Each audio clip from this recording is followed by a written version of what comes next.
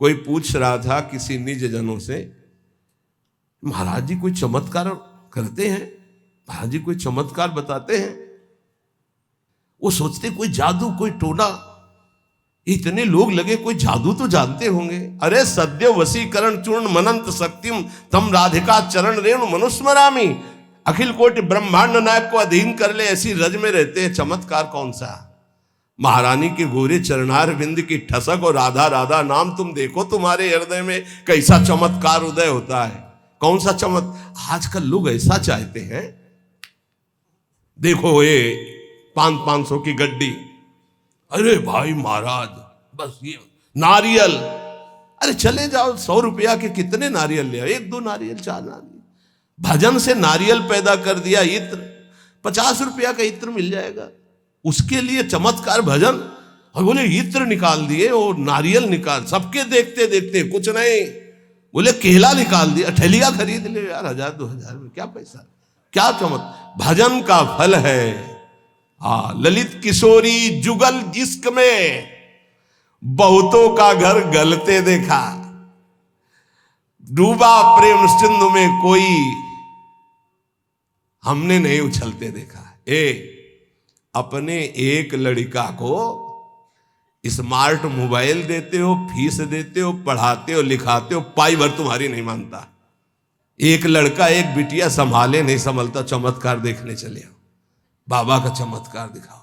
चमत्कार एक इनकी खोपड़ी में बैठ करके राधा नाम सबको चला रहा है, साफ संयम में है, कोई मनोरंजन किसी के पास नहीं, जिनको सेवा है केवल उनके पास मोबाइल, साफ सावधान और रोज अपनी दिनचर्या में रत रहते हुए ये सब इष्टाकार वृत्ति की तरफ चल रहे।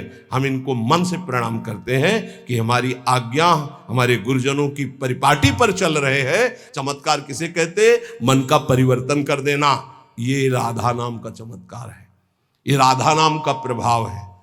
पता नहीं लोग साधु महात्मा को क्या समझते हैं। जादू देखना है तो जादूगर के पास जाओ ना, पानी में ये दिखा देना, रुमाल में कबूतर निकाल देना, ये देखो जाके। साधु का चमत्कार देखना है मन का परिवर्तन, तुम्हारा मन और तन दोनों पवित्र होकर सच्चिदानंद भगवान में लगे। आज इसीलिए तो साधुता बहुत दुर्लभ हो गई है कि साधु महात्माओं को भी लोग नौटंकी मनोरंजन का एक पात्र समझते हैं। ताली बजा दी, बात सुने, कोई नेता का भाषण, ताली बजा दी।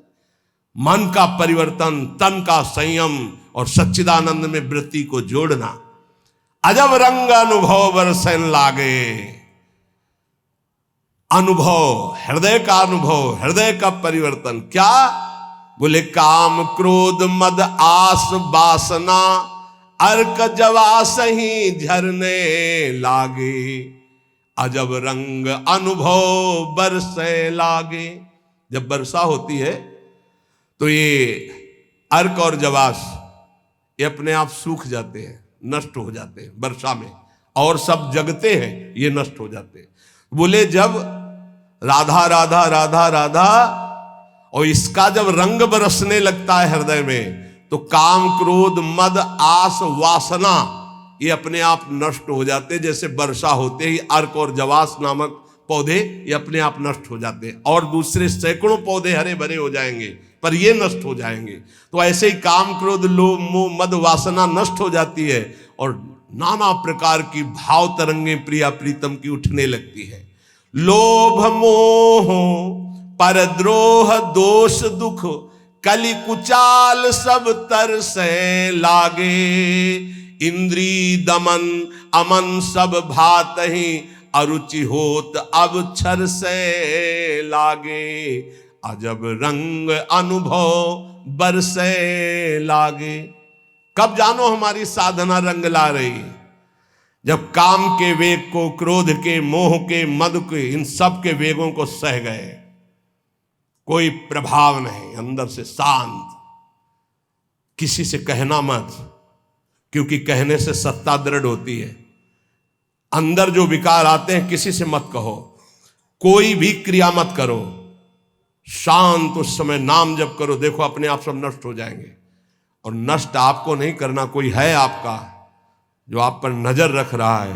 कोई आक्रमण आपको परास्त तब तक नहीं कर सकता जब तक आप आज्ञा का उल्लंघन नहीं करेंगे, आप अपने हाथ से कोई क्रिया नहीं करेंगे, आप कोई गंदे दृश्य नहीं देखेंगे, तब तक किसी की ताकत नहीं कि आपको भ्रष्ट कर सके। ध्यान रखना, क्योंकि आप गुरु कृपा कवच में हैं। जब आप आज्ञा उल्लंघन कर देंगे तो फिर लक्ष्मण रेखा पार हो गए आप, फिर आपको दंड भोगना पड़ेगा। लोभ मोह परद्रोह दोष दुख कलि कुचाल, ये सब तरसें लागे, अर्थात वो चाहते कि मैं इसको अपने अधीन करूं, पर हिम्मत नहीं कि छू सके। किसको? जिसकी जिह्वा पे राधा राधा नाम और हृदय में गुरु कृपा का अनुभव शुरू हो गया है। इंद्रिय दमन, ये पहचान है साधुता की, नहीं तो फिर नाटक है, पाखंड है, दंभ है। बिन विवेक वैराग्य भक्ति बिन सत्य नये को मानो, भगवत विमुख कपट चतुराई सो पाखंडे जानो, चाहे गृहस्थ हो चाहे विरक्त। अगर इंद्रियां संयम में नहीं है, मनमानी विकार भोगे जा रहे हैं, तो नौटंकी नाटक भले हो सकता है, वो गृहस्थ उपासक है ना, वो विरक्त उपासक है। इंद्रिय दमन तो अमन सब भाते हैं, सब भात से मन अमना हो गया है तो परम शांति परम चैन है। क्षमाशील संतोष सुराई शांति सहज सुख सरसें लागे। उपासक के अंदर क्षमा बढ़ने लगा, चाहे जितना कोई अनिष्ट करे, कभी द्वेष हो ही नहीं सकता, कभी उसको साप दे ही नहीं सकता, कभी उसका मंगल नहीं कर सकता, जिसके ऊपर राधा नाम की कृपा हो गई है। क्षमा, जाओ, तुम्हारा मंगल हो, भगवान तुम्हारा कल्याण करे। संतोष, किसी भी परिस्थिति में शोक नहीं होगा, जैसे प्रभु रख रहे, बड़ी कृपा है। शांति, कोई भी द्वंद्व से अशांत नहीं कह सकता। सहज सुख सरसें लागे, सहज सुख आत्म सुख है, आत्म सुख का रसास्वादन होने लगा। दास बना, ये कैसे हुआ? नाम जपी, पहले दास शब्द है, आश्रय। बहुत जोर की बात हमारे हृदय में बार बार उठती कि ये लोग समझ जाएं कि भगवत प्राप्ति आश्रय से होती, आश्रय से, दृढ़ आश्रय। दास बना पहले, जप नाम दूसरा। बिगड़ी जन्म अनेक की अभय सुधरे आज होई राम को पहले, फिर नाम जप दूसरा, फिर तज कुसुमाज तीसरा। और यहां से शुरू किया जाता है सब उपदेश। पहले विकार त्यागो, फिर नाम जप करो, फिर भगवान की शरण में हो। ऐसा नहीं होता, पहले भगवान की शरण में हो, नाम जप करो, तुम्हें बल मिलेगा, विकार छूट जाएंगे। उपजा मुक्ति, मुक्त पद, बहुत सुंदर महात्माओं के वचन है। पहले भगवत दासत्व आश्रय, खूब नाम जप, तो बोले मोक्ष पद भी हृदय में ही प्रकाशित हो गई। ये मोक्ष पदवी क्या है? इसकी पहचान क्या है कि आप मुक्त हो गए हो? शत्रु मित्र समजान मान मान अपमान सम दुख सुख लाभ नहान या जो कृपा हरिवन, ये मुक्त पुरुष का लक्षण है। चाहे शत्रु हो उसके साथ व्यवहार कर रहा हो, या मित्र हो, दोनों में समान भाव, मान और अपमान में समान भाव, सुख दुख में समान भाव, लाभ हानि में समान भाव, जय पराजय में समान भाव। ये जिसके हृदय में आ गया वो मुक्त हो चुका है। गीता जी में भगवान ने कहा, निर्माण अमोहाजित संग दोषाध्यात्म नित्या विनिवृत्त कामा द्वंद्वेर विमुक्ता सुख दुख संगई गच्छन्त अमूढ़ा। ऐसा अमूढ़ अव्यय पद का अधिकारी महापुरुष मुक्त पद में विराजमान कौन है? बोले जो मान रहित हो चुका है। मान बिल्कुल उसके हृदय में प्रियता पैदा नहीं कर पा रहा, और अपमान बिल्कुल दुख नहीं पैदा कर पा रहा। अमोहा, ना अपने शरीर से मोह है, ना किसी के शरीर से मोह है। ये मुक्त पुरुष का लक्षण है। जित संग दोषा, चाहे जितने भोगों के बीच में उसका मन भोगने के लिए चलेगा ही नहीं, वो जीवन मुक्त पुरुष है। जित संग दोषा, अध्यात्म नित्या, निरंतर आत्मस्वरूप में स्थित, विनिवृत्त कामा, समस्त कामनाएं निवृत्त हो चुकी है। द्वंद्व में मुक्ता, हर द्वंद्व से वो मुक्त हो चुका है। मान अपमान सुख दुख लाभ हानि चिंता शोक भय मृत्यु, सबसे सुख दुख संगय, सुख और दुख में समान भाव। ऐसा महापुरुष परम ज्ञानी महात्मा वो जीवन मुक्त है, वो यहां कह रहे। दास बना पहुंचे मुकाम जे आंखें कहत हवाला। साधु की पहचान चिकने गाल से नहीं, साधु की पहचान उसके नेत्र से होती है, सिर्फ नेत्र से। ऐसे तो मांस मछली खाने वाले के भी गाल चमकते देखे हैं कि वो बहुत ही चिकन, तो चिकनाहट को थोड़ी साधुता है, वो तो घी दूध से चिकनाहट आ जाती है। अच्छा खाओ पियो तो मांस चढ़ेगा, चिकना हो जाएगा शरीर। बोले बहुत चमक रहा है चेहरा, तो हम आपको दिखाएं कि विषयी पुरुष हो, चेहरा चमक रहा है, वो भजनानंदी है क्या? नहीं, वो खान पान का है चेहरा। दास बना पहुंचे मुकाम तो आंखें कहत हवाला। अच्युत मुनि के आश्रम में जी उड़िया बाबा पहुंचे, गंगा के किनारे है, तो देखा, जे दृष्टि दे, अरे अपने शिष्यों से कहा दौड़ो, ब्रह्मबोध संपन्न महापुरुष पधार रहे हैं। दृष्टि में पता चल, बोले दास बना पहुंचे मुकाम जे तो आंखें कहत हवाला। आंखें परिचय बता देती है कि ये किस कोटि का महात्मा है, जीवन मुक्त है या प्रपंची है या विषयी है या साधक है या साधना की किस स्थिति में है। पहुंचा हुआ महापुरुष के नेत्र बताते हैं। दास बना पहुंचे मुकाम जे आंखें कहत हवाला। जे दृष्टि में दृष्टि ऐसे मिली तो पता चल जाता है कि किस कोटि की स्थिति है।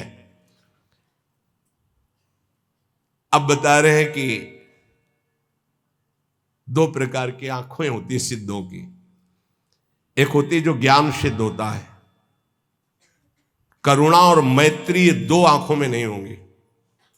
करुणा और मैत्री नहीं हो, क्योंकि वो निर्मम निरहंकार अद्वितीय स्थिति को प्राप्त महापुरुष बिल्कुल शुष्क शुष्क काष्ठवत हृदय, ना दया ना करुणा ना मैत्री न द्वैत। जब अपने सिवा है नहीं कोई, तो आप उनकी दृष्टि में देखोगे तो ना हिलन ना डुलन, और नेत्र के आसपास की सारी पुतली साफ एकदम श्वेत, वो ब्रह्माकार वृत्ति के नेत्र होते हैं। रुद्रवत एकदम दृष्टि उनकी, और बिना चंचलता रहे, बार बार ऐसे नहीं, खुले हो एकदम अलक्ष श्वेत पुत्री, सिंहवत दृष्टि। और दूसरे होते प्रेमियों के नशा ललाई, जैसे भांग छाने हो या कोई नशा करे हो तो लाल आंख नहीं हो जाते, ऐसे लाल आंख होती है प्रेमियों की, क्योंकि प्रायः वो रुदन करते हैं, तो आंखें सूजी हुई या आंखों के नीचे लालिमा।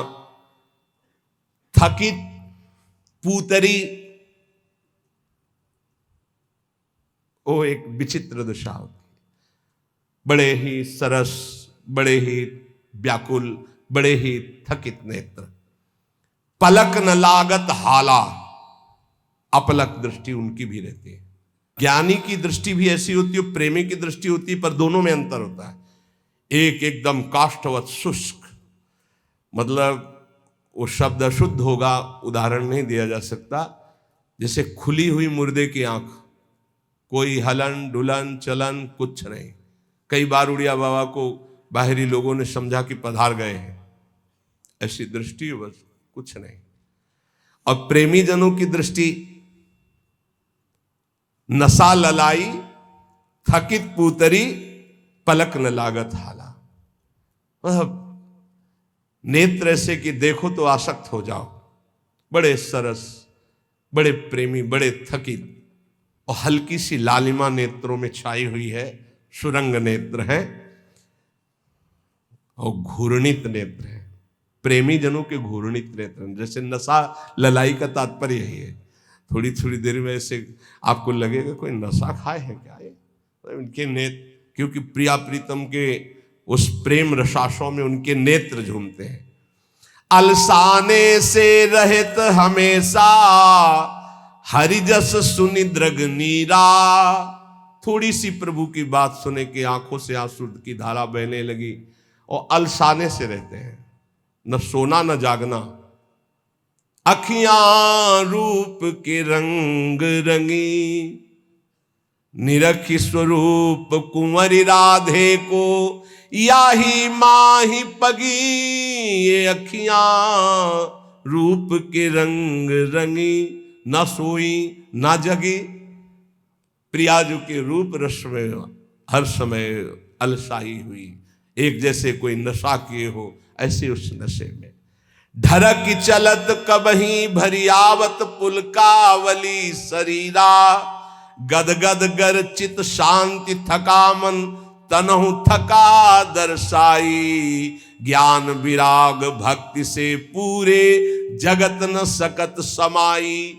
ऐसे प्रेमी जनों के नेत्र जहां जगत का प्रवेश ही नहीं है, हृदय कंठ गदगद हो जाता है, चित्त शांत है, मन अचंचल है, तन एकदम थकित शिथिल भाव में डूबे हुए। बोले ऐसे जो महापुरुष होते हैं तो दास बना पहुंचे मुकाम जे आंखें करत हवाला। ऐसों के नेत्र बताते हैं कि मुकाम में पहुंचे हुए ये जन है।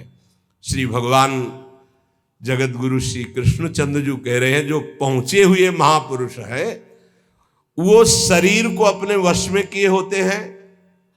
यही सबसे बड़ी चूक हो रही है। ये बहुत बड़ी चूक है जो हमारी निंदा का कारण बनती है। हम संतों की या भक्तों की जो निंदा का कारण बनता है वो ये नाशवान दुष्ट नीच शरीर है। इसको जब तक मैं माना जाएगा ये नीच आचरण कराता ही रहेगा, गुरुजनों की, आचार्यों की, भगवान की निंदा करवाता रहेगा। एक शरीर से गलती होने पर समस्त साधुओं की तरफ लोगों की दृष्टि अश्रद्धा से हो जाती है। इसीलिए हमें लगता है कि अगर साधु बने तो मर के बने, उन्हें घर गृहस्थी में ब्याह करके अच्छा है, जीवन धर्म पूर्वक व्यतीत करे, अधर्म आचरण न करे। बहुत बड़ी त्रुटि समझो, एक गलती से लाखों लोगों की श्रद्धा संतों के प्रति नष्ट हो जाती है। भगवान कह रहे सिद्ध पुरुष के लिए कैसा होता है, निराशीर्यत चित्तात्मा त्यक्त सर्व परिग्रहा, शारीरम केवलम कर्म कुर्वन्नाप्नोति किल्बिषम। यत चित्तात्मा, जिसने अपने शरीर को अधीन कर लिया। ये प्रार्थना है सब साधकों से, कोई ऐसी चेष्टा मत करना जिससे भेष को गाली मिले। हमारा गति हो या दुर्गति हो तो ठाकुर जी जाने। कभी ऐसी जगह न खड़े होना, कभी ऐसी चेष्टा मत करना, कभी ऐसा संग मत करना। ये ध्यान रखो कि तुम्हारे से एक बहुत बड़ी धारा जुड़ी हुई है। तुम्हारे गुरु, गुरु के गुरु, गुरु के गुरु, आचार्य, इष्ट, पूरा एक आपकी गलती पूरे को गालियां दिलवा सकती, पूरे विश्व के संतों के प्रति अश्रद्धा हो सकती। इसलिए सावधान। जिंदगी में हम नीच हैं, पामर हैं, हमारी गति हो दुर्गति हो भगवान जाने। हमसे ऐसा आचरण न बन जाए कि हमारे गुरुजनों को गाली मिले। उन्होंने कोई हमारे साथ धोखा दगा नहीं किया, मंत्र दिया, उपासना दिया, वेश दिया, तो आचार्य और गुरु और इष्ट इनको गाली न पड़े, हर समय सोचना चाहिए। ये शरीर को जब तक जीतोगे नहीं तब तक गलती हो ही जाएगी, चाहे कसम खा लो, चाहे जो कुछ कर लो। इस दुष्ट शरीर को जीतना चाहिए। बात ध्यान से समझे ना, ये बहुत दुष्ट है। जीवन हो जा रहा खवाए खवाए खवाए खवाए, अब घाया नहीं आज तक। जीवन हो गया दिखा दिखा करके दुनिया को, आंखें नहीं भरी, कान नहीं भरे। ये वही दुष्टता, अपनी चाल, ये देखना, ये सुनना, ये भोगना। यह चित्तात्मा, सांसारिक आशाएं और इच्छाएं जब तक हैं शरीर को वश में नहीं कर सकते। साधुओं के वैराग्य मार्ग में या भगवत भक्त होकर के चेहरा बनाने की जरूरत नहीं है, स्वरूप बनाने की जरूरत। स्वरूप को प्रकाशित करो, पूरा विश्व नमन करेगा। चेहरा तो नौटंकी नाटक वाले बनाते हैं, जब थोड़ी देर के लिए साधु बनते हैं वो बनाते हैं, जिससे पूरा साधुता का हम रोल कर सके। हम रोल नहीं करते, हम उस मार्ग में चलने वाले पथिक हैं। साधुता का रोल 2 घंटा कोई कर सकता है, लेकिन जीवन भर साधु बन के रहना वो बहुत कठिन बात है। इसलिए ये नहीं, हम भगवत मार्ग के पथिक, हमारा कोई भी बाहरी शारीरिक नाटक ऐसा नहीं होना चाहिए जो धर्म विरुद्ध हो, बिल्कुल समझ के चलना चाहिए। आज आचार्यों गुरुजनों के चरणों में बैठ करके साधुता का भाव नहीं, लाल कपड़ा हो या पीले कपड़ा हम पहने हो, इसके बाद यहां से बढ़िया महकुआ तेल लगा के ऐसे, ये कौन से शास्त्र में लिखा है? तुम्हारी कौन सी परिपाटी, कौन सा भेष ऐसा है? बिल्कुल नहीं। आज कोई टोकने वाला नहीं, इसीलिए बहुत से बिना गुरु प्रदत्त वेश धारण किए और वो मनमानी आचरण करते हो, कहा जाता साधु। पहले पैजामा कुर्ता कहा जाता साधु, साधु पैंट शर्ट पहने कहा जाता साधु, बड़ा बड़ा टाइटल लिखा जाता है। अब उनके जब आचरण होते तो बोले अमुक संत भ्रष्ट हो गया।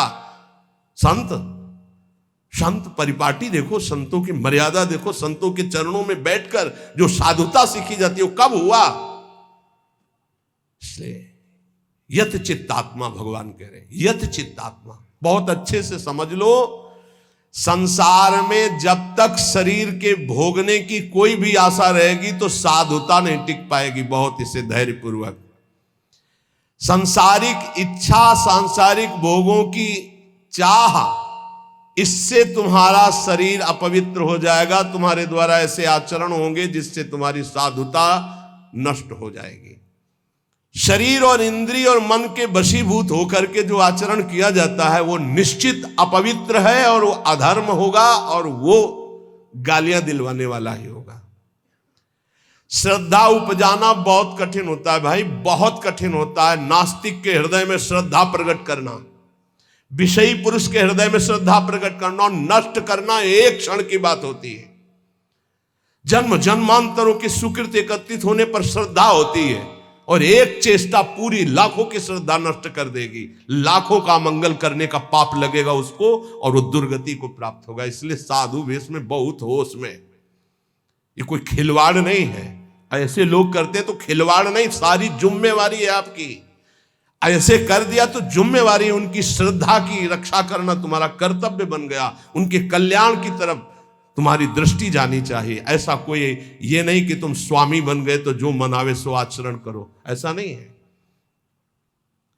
शरीर इंद्रियां अंतःकरण सिद्ध पुरुष के वश में होता है। साधक को चाहिए कि इनके वश में होकर कोई कार्य ना करे। तुम अकेले नहीं हो, तुम्हारे साथ बहुतों की निंदा होगी या बहुतों की प्रशंसा होगी, ये बात ध्यान रखना है। केवल अपना जीवन होता तो कोई बात नहीं है, गलती हो गई, त्रुटि हो गई या पिट गए या जो भी हो गया सब हो गया। आज तुम नहीं हो, तुम्हारे साथ बहुत जुड़े हुए हैं, तुम्हारे गुरु, तुम्हारे आचार्य, तुम्हारे इष्ट और लाखों श्रद्धा।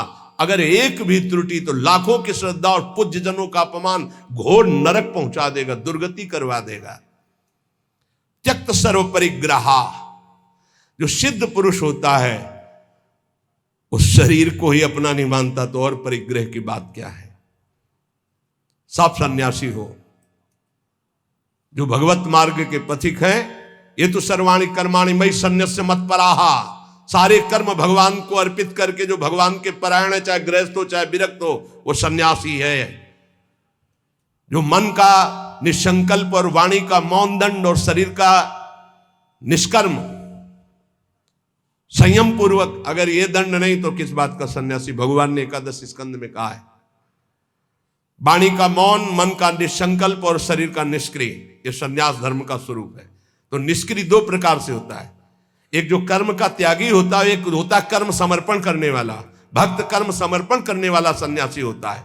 ये तो सर्वाणि कर्माणि मयि सन्न्यस्य मत्पराहा। सब प्रकार के भोग संग्रह सामग्री का अपनापन भाव ना रखना, चाहे गृहस्थी में हो चाहे विरक्ति में हो। गृहस्थी में तो नाथ सकल संपदा तुम्हारी, मैं सेवक समेत सुत नारी। विरक्ति में तो जो हमारे पास मिला है वो साधु सेवा, भगवत सेवा के लिए मिला हुआ भगवत प्रदत्त वस्तु है। अपना अधिकार नहीं, अपने नौकर हैं, सेवक हैं, सिर्फ सेवा। अगर अपने सुख के लिए किसी सामग्री का संग्रह कर लिया जाए, अपने भोग की बात वस्तु मान ली जाए, तो वो उसी की दुर्गति कर देगी, ध्यान रखना। और प्रायः गलती हो जाती है, ऐसे नहीं कोई नजर आएगा। जब कष्ट सह रहा होगा साधक तब कोई नजर नहीं आएगा, और जब उसके पास वो वैभव एकत्रित हो जाएगा तो आ जाएंगे। कौन हो आप? तुम्हारे मामा पहचाने नहीं? अभी तक मामा कहां थे तुम भाई? अभी तक कहां? बचना, हम जो प्रार्थना करें उसको अंदर से समझना। जहां मकान बना, जहां वैभव एकत्रित हुआ, तो पूर्व जीवन के रिश्ते नाते संबंधी आके और वहां का अधिकार जताते हैं, और वहां के फिर संबंधी अपना संबंध स्थापित करके उसके अधिकारी बनते हैं, और फिर जिनके लिए आया था फिर उनकी दुर्गति होती है। भी ध्यान रखना।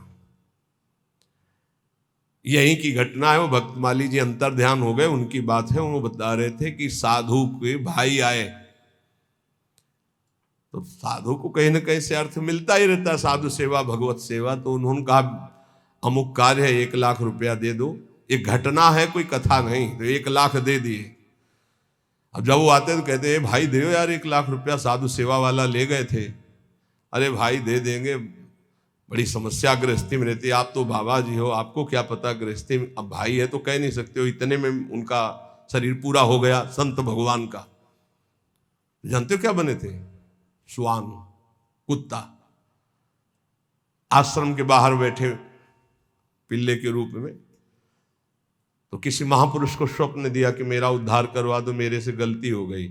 1 लाख रुपया अपने भाई को देने के कारण मेरी गति बिगड़ गई, और मैं वृंदावन में ही अमुक आश्रम का हूँ, अमुक हूँ, सामने बैठा हुआ हूँ, आप आके मुझे देख लीजिए, मैं आपको पहचानता हूँ। तो वहाँ गए तो बहुत हष्ट पुष्ट एक पिल्ला बैठा था, पुचकारा और गोद में उठाया। बोले महाराज आप चिंता मत करो, बाप का कल्याण होगा। उसके भाई के पास गए और कहा होश में जैसे बने तैसे चुपचाप 1 लाख रुपया मैं ब्याज सहित दो, नहीं हम तुम्हारे पास शासन अपना जब लागू करेंगे तो आप परेशान हो जाओगे। तुम्हारे भाई की दुर्गति हो गई जो महात्मा थे। वहां से पैसा लाए, फिर आश्रम में भंडारा किया, और फिर कुत्ता का कुछ दिनों में शरीर शांत हो गया, वो अपनी गति को प्राप्त हो। समझो, वैभव जहां बढ़े तो संसार के सेवा के लिए वैभव मिलता है। साधु सेवा, गौ सेवा, भगवत सेवा। और घर वाले परिवार वाले के बिटिया का ब्याह है, हमारे सहारे पैदा किया था क्या? मेहनत करो, मांगो, खाओ, जियो। हमारा तुम धर्म भ्रष्ट करने आए हो? वैराग्यवान कभी भूल करके एक सिक्का अपने परिवार वालों को ना दे, नहीं तो नरकगामी होगा। ध्यान रखना, ये हराम का पैसा नहीं है। गृहस्थ जन देते हैं भगवत प्राप्ति में लगे हुए संतों की सेवा के लिए, या श्री जी के लिए, या गौ सेवा या धर्म सेवा के लिए। परिवार सेवा के लिए कोई कह के दे तो बात अलग है। कौन देता है परिवार सेवा की? इसलिए किसी भी सामग्री को अपनी ना मानना, त्यक्त सर्व परिग्रह, ये भगवान का आदेश है। सिद्ध पुरुष में ऐसा नहीं होता, वो अपना न शरीर ही मानता है न कोई वस्तु मानता है। लेकिन साधक के बात ध्यान रखे, उसके पास जो भी भगवत प्रेरित सामग्री आई है वो अपने लिए नहीं, सेवा के लिए आई है। ठाकुर सेवा, संत सेवा, भगवत सेवा, समाज सेवा। जो भोग बुद्धि से अपने लिए संग्रह करता है उसकी बुद्धि भ्रष्ट हो जाती है और वो पतित हो जाता है। बस ये बात है, अपने लिए नहीं। बहुत जोर का भगवान ने त्यक्त स्वर परिग्रह का भाव बताया है कि सिद्ध का यही लक्षण होता है। और ऐसे महापुरुषों के दर्शन किए प्रयागराज में, टाट की लंगोटी और एक बोरे का टाट ऐसे उड़े हुए, और ट्रक का ट्रक घी और चीनी और मैदा उतरता, ऐसे भंडारे चलते, पूछो मत। जो उनके भगत थे सबके चरण धोना, सबको नम्रता पूर्वक भगवान की तरह बैठाना और खूब प्यार से पवाना। और जो महात्मा जी थे वहां के, एक टाट और पट्टा ऐसे टाट का ऐसे उड़े हुए, और ऐसे ही रेती पे लेटना, ऐसे झोपड़ी बनी हुई थी उनकी, उसमें लेटना। और अरे वैभव की भीड़ लगी हुई थी। और आप जब सब संत पा लेते थे तो सब संतों की जूठन जो बचती उसी में 1-2 और मिलाकर, क्या जीवन उनका, कोई संगय प्रयोग, वैभव तो पूछो मत। कोई दिन ऐसा नहीं होता था कि 2-4 हजार रुपए एक संत को दक्षिणा में ना मिले। एक से एक कंबल, एक से एक सब। पर देने वाले जब ऐसे, तो वहां त्यागी ही त्यागी ज्यादा थे। देने वाले परेशान थे कि यहां कोई लेता नहीं है। और सामान की ऐसी, ये वास्तविक बात यही है कि स्वयं परिग्रह रहित होकर के समाज सेवा में एक विरक्तानंद नाम के महापुरुष थे, उन्होंने कहा स्वामी जी बहुत हो गया, बुढ़ापा है, आप इतना कष्ट सह रहे हो, क्यों सह रहे हो, अब तो आप वस्त्र धारण कर लो। वो वहीं पास में ही बैठे थे। तो उनका तुमको मैं बूढ़ा नजर आ रहा हूं, ऐसे कहा बूढ़ा नजर आ रहा हो, अभी चलो बराबर गंगा जी में खड़े होकर देख लो कौन बूढ़ा होगा।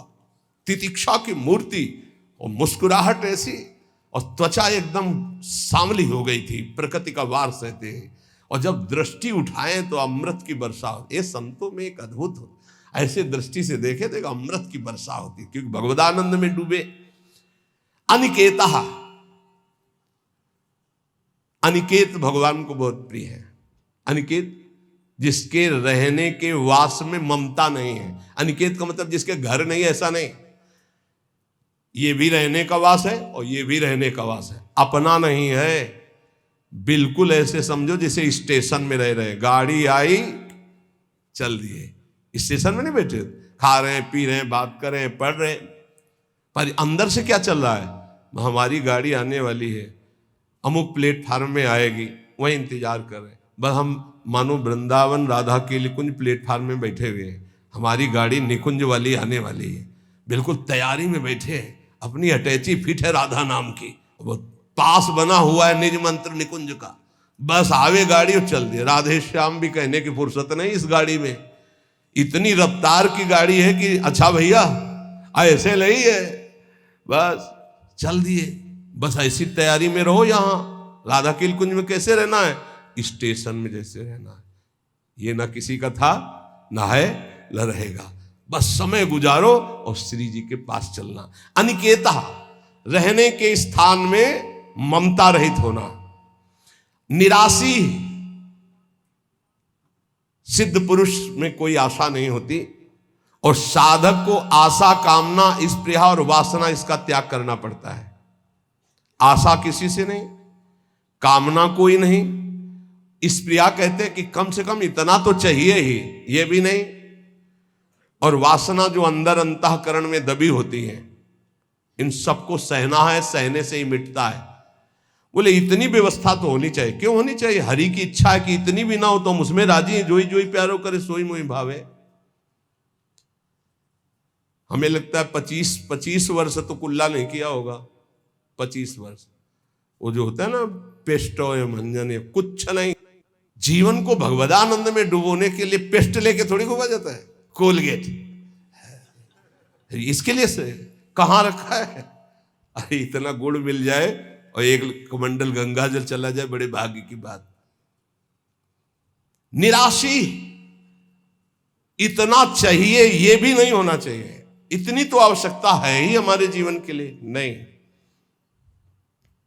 यही वृंदावन की कह रहे, पीछे से सब अचला फटा था, राधा वल्लभ जी के दर्शन कर ले गए। एक ओमवती मैया नाम की विरक्त संत थी, राधा वल्लभी, पता नहीं भगवान अब विराजमान है या श्री जी की सेवा में गई, बहुत दष्ट पुष्ट ऐसे बैठती थी।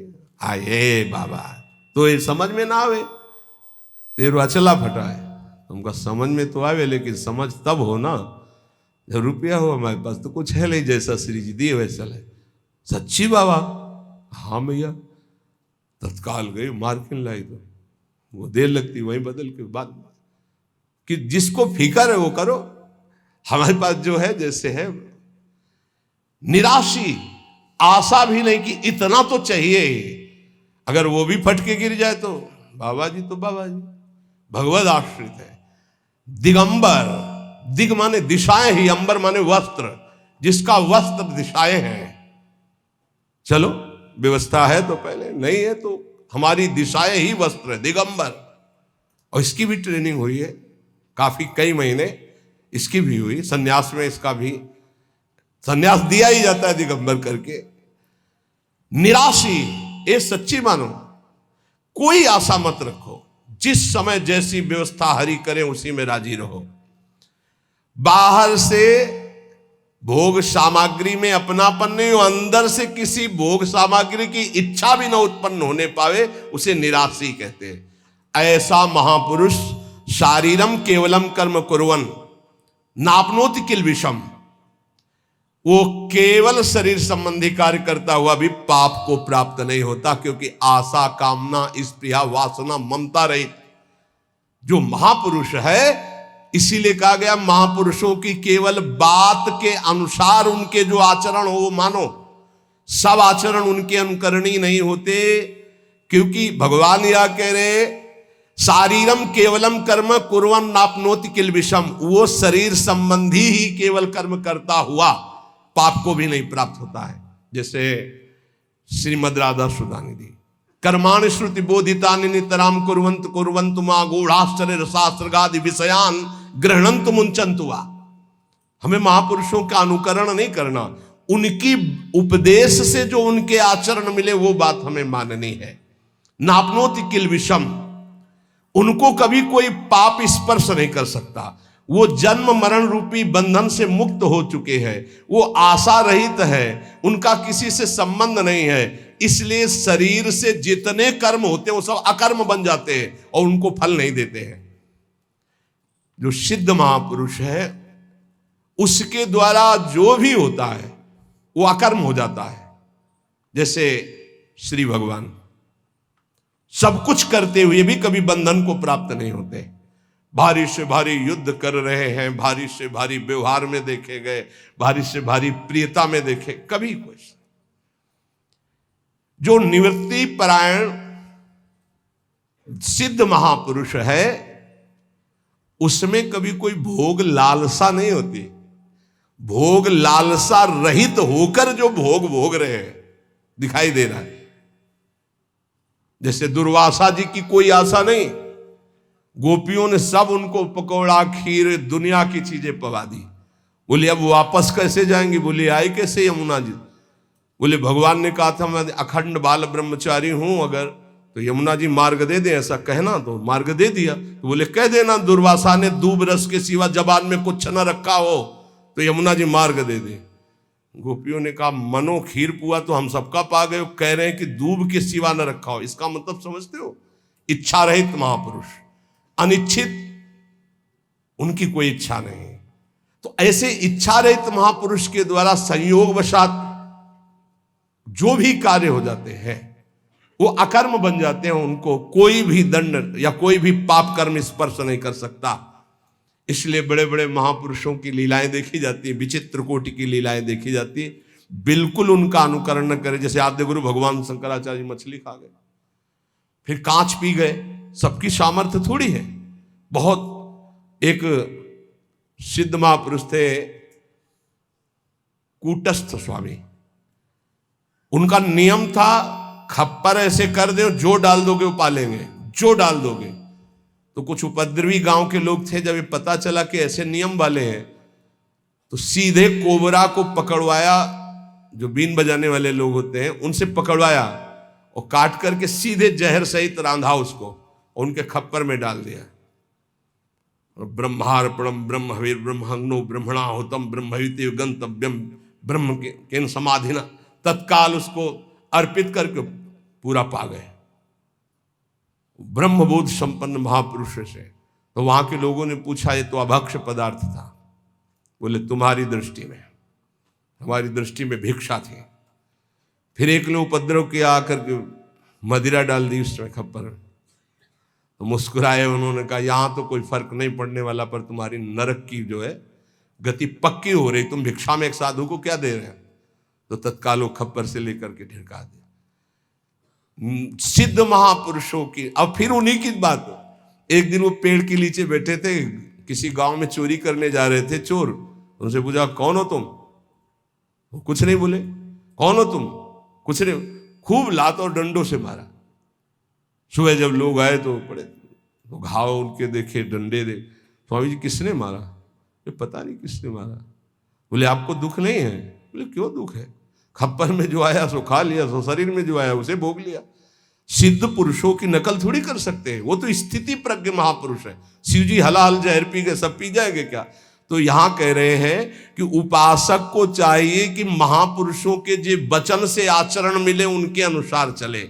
निवृत्ति परायण साधक सदैव महापुरुषों के वचनों का अनुगमन करे, उनके विरुद्ध आचरण, निरर्थक आचरण, प्रमाद युक्त आचरण कभी न करे, तो वो भी सिद्धावस्था को प्राप्त हो जाएगा।